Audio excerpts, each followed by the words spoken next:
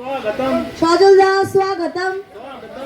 भारत माता की भारत माता की वंदे মাতরম वंदे মাতরম वंदे মাতরম। আমার নেতা তোমার নেতা সজলদা জিন্দাবাদ জিন্দাবাদ জিন্দাবাদ। কাজের মানুষ সজলদা স্বাগত স্বাগতম স্বাগতম। কাজের মানুষ সজলদা স্বাগতম। আমাদের মধ্যে উপস্থিত আছে আমাদের সকলের প্রিয় দাদা সজলদা।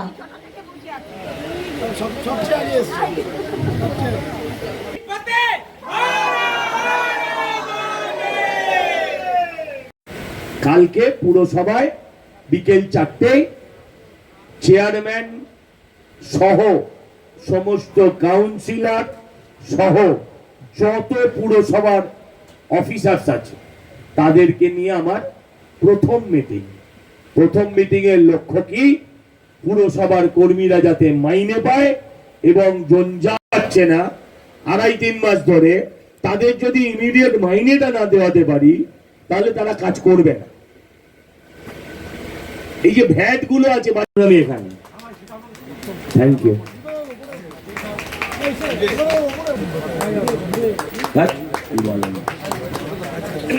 হ্যাঁ যাবো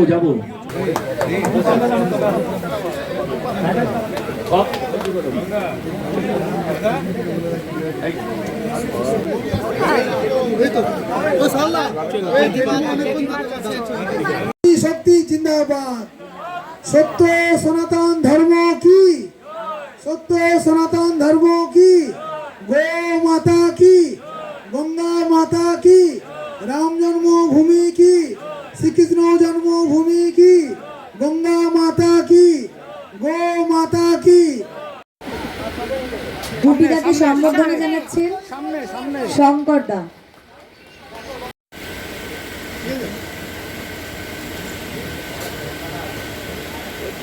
শান্তিকুণ্ডু মহাশয়কে উত্তরীয় পরিয়ে দিচ্ছেন পার্থদা।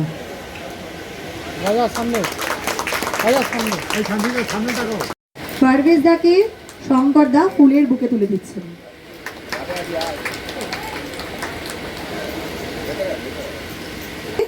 মনোজ গুপ্তা।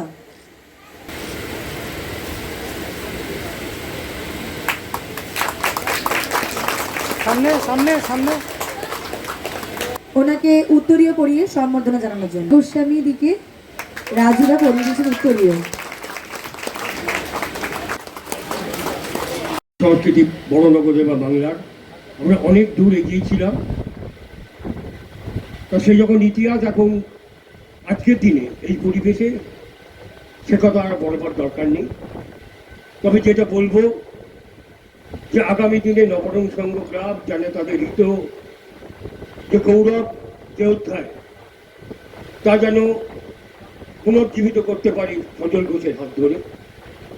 উনি বিধায়ক হয়েছেন বড়নগরবাসীর আশীর্বাদ নিয়ে এবং বড়নগরের কাছের মানুষ, কাজের মানুষ। উনি কোন রাজনৈতিক দল করেন সে বিষয়ে আমি বিতর্কে যাব না।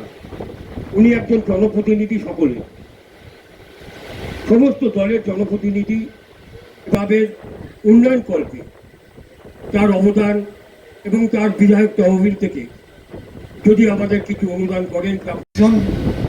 কর্মযোগী লোক, ওনার বাচনভঙ্গি আর বাচন পদ্ধতি ভীষণ আমাকে আকৃষ্ট করে। আমি চাইছিলাম যে উনি যদি এই আমাদের বন্ধুবর্গা বলেছেন, উনি যদি এই দায়িত্ব নেয়, মেনলি আমাদের যেটা হচ্ছে যে আমাদের পাহাড়ের পার্শ্ববর্তী যে পুকুরটা রয়েছে, এই পুকুরটা অনেক বড় ছিল। পুকুরটা আস্তে আস্তে ক্লোজ করতে করতে এটাকে শেষ করে দেওয়া হচ্ছে।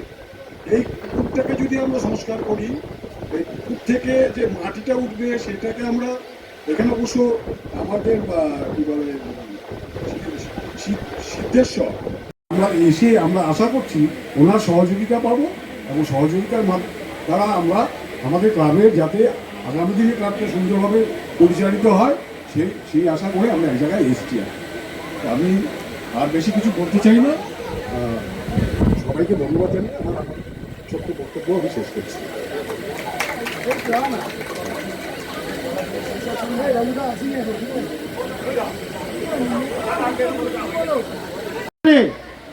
আমাদের দুঃখ হয়, আমরা হিন্দু আমাদের নির্দিষ্ট কোনো রাষ্ট্র নেই, এটা আমাদের লড়াই।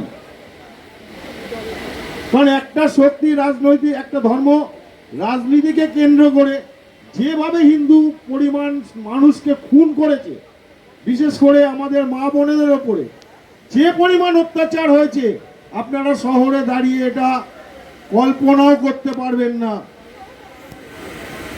আমি নদিয়ার একটা গ্রামে গেছিলাম নিজস্ব কারণে, বিশ্বাস করতে পারবেন না, সেখানে একটি বিশেষ সম্প্রদায় যে দিবানুর বাসিন্দা যখন এই এই এই কলোনি প্রতিষ্ঠা হয়েছিল 48 সালের শেষ দিকে, তখন আমি তখন থেকে আমি এখানে আছি। আমি সকলের সঙ্গে ভালোবাসা করে রয়েছি। আজ এই সকলের যেন ভালো থাকুক এবং সকলের সহযোগিতা আছে। দা ফুলের বুকে দিয়ে সম্বর্ধনা জানাচ্ছেন আমাদের রঞ্জিত ব্রহ্মদাকে। সেটা হচ্ছে উনি হচ্ছেন কিন্তু আমাদের বড়নগরের কনভেনার। প্রণাম, ভালোবাসা, নমস্কার। বলার কিছু নেই, যে আনন্দের দিন, আমরা এই আনন্দের দিনে আমরা সকলে একত্রিত হয়েছি। কারণ এই আনন্দটা আমাদের হতো না যদি 3 থেকে রাত পর্যন্ত আমরা সবাই টেনশন যে আমরা বাড়িতে থাকবো কি, আমাদের বাঁচাবে কি, মেরে ফেললে আমরা জানতাম না। তাই আজকে আমরা আনন্দের উৎসব করছি। কারণ আমি রঞ্জিত, আমি 3বার আমার কেনা ছাড়া বাড়ি ছাড়া হয়েছি। 19 সালে, 21 সালে, 24 সালে এই 3বার হাতমাত্র আমাকে বাড়ি ছাড়া করেছে। আমার বাড়িঘর পুড়িয়ে দিয়েছে, আমার সব ধ্বংস করে দিয়েছে। हमारे उपस्थित इस मंच के सभानेत्री और नवरूप संघ के सभी सदस्यगण को मेरा हार्दिक अभिनंदन है कि आज जो नवरूप संघ ये हमारे माननीय विधायक सज्जन घोष जी के विजय के उपलक्ष्य में जो आज ये प्रोग्राम कर रहे हैं, इसके लिए मैं इस क्लब के सभी सदस्य को हार्दिक अभिनंदन देता हूँ। आज का ये जो क्लब है नवरूप संघ,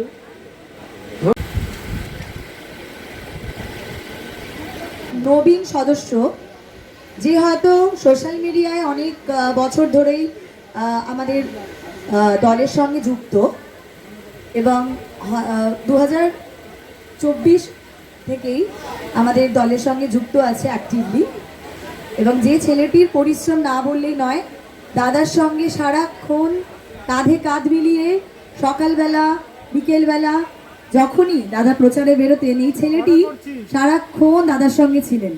দাদার তাই বাঙালি যার চিন্তাধারা, যিনি স্যার আশুতোষ মুখোপাধ্যায়ের সুপুত্র এবং মাতা যোগমায়া দেবীর সুসন্তান, তিনি ছিলেন শ্যামাপ্রসাদ মুখোপাধ্যায়, যার বাল্য জীবন মৃত্যু ঋষ্টু সুশান থেকে পড়াশোনা করেছিলেন। তিনি ছিলেন মেধা, 34 বছর বয়সে ছিলেন ক্যালকাটা ইউনিভার্সিটির চ্যান্সেলর। তার অপরাধ কি ছিল? তাকে আত্মবলিদান দিতে হয়েছিল। কোথায়? কাশ্মীরের ডাল লেকে তৎকালীন প্রধানমন্ত্রী জওহরলাল নেহরুর নেতৃত্বে এবং তৎকালীন ওখানকার কাশ্মীরের যিনি মুখ্যমন্ত্রী ছিলেন, প্রধানমন্ত্রী যাকে বলতেন, শেখ আবদুল্লাহর নেতৃত্বে শ্যামাপ্রসাদ মুখোপাধ্যায়কে গ্রেফতার করা হয়েছিল। তার কারণ তখন কাশ্মীর ভারতের মধ্যে ছিল না, কিন্তু সেই বলেছিলেন এক দেশ এক প্রধান এক নিশান চাই। তার প্রতিবাদ করতে গেলেন তিনি যে আমার তো ভারতবর্ষ দেশ, সেখানে কেন দুটো রাজ্য হবে, আলাদা দুটো দেশ হবে, এটা তো হতে পারে না।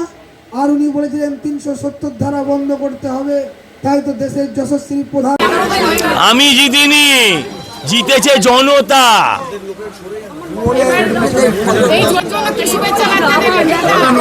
এখন কথা হয়, এখন কথা হয় যে অবস্থায় আছে। তো বলো, তুমি বলো, আমি শুনছি, বলো। দেখেছো কিন্তু রাম মন্দির থেকে দিয়েছে।